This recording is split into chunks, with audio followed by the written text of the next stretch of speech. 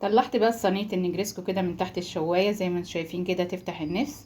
اذا عجبكم بقى الفيديو اعملوا لايك واشتركوا في القناه، والسلام عليكم ورحمه الله وبركاته.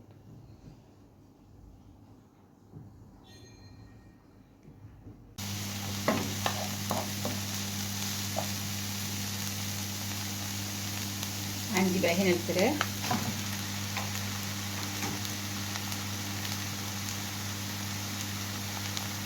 معلقه ملح، فلفل اسود،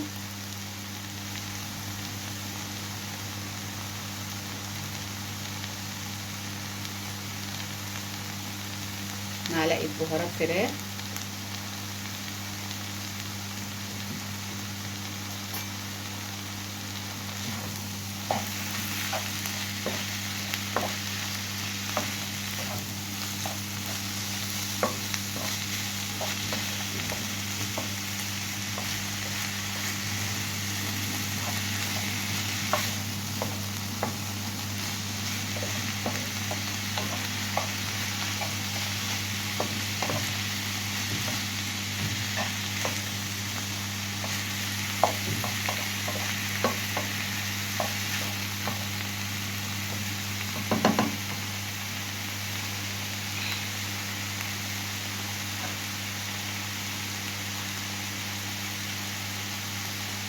عندي هنا قرن فلفل اخضر كبير،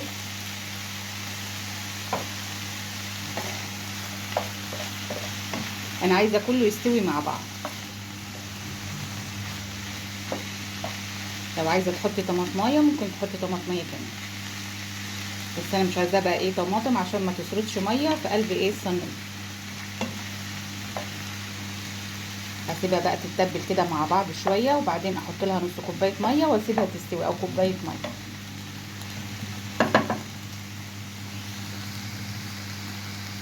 بقى نعمل بشاميل مع بعض. انا بعمل البشاميل ازاي بقى؟ بحط اللبن وبحط عليه كوبايه ميه، وبعدين احط عليه الدقيق واحط حته زبده واحطه على النار، وابدا كده اقلب لغايه ما يغلي معايا.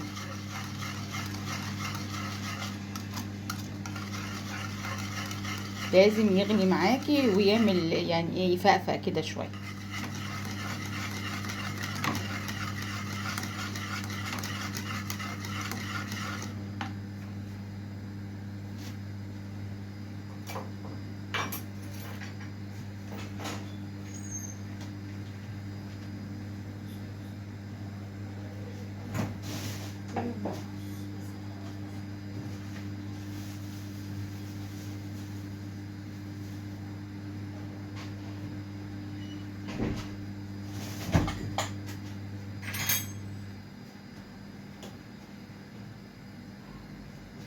معايا بقى حته سمنه كبيره اهيت،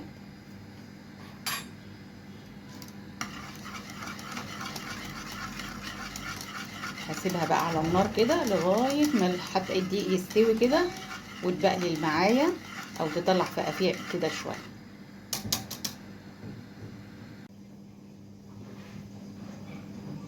تعالوا بقى نطبق مع بعض كده. بسم الله الرحمن الرحيم.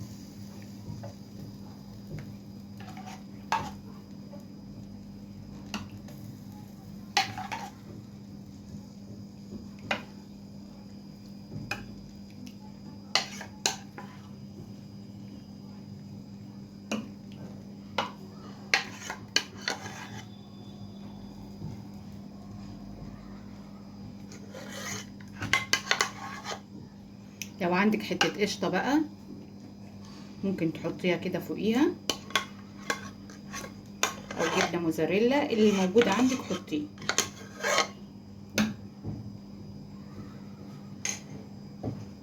هجيب القشطة، عندي بقى هنا حتة قشطة بظهر المعلقة بقى كده،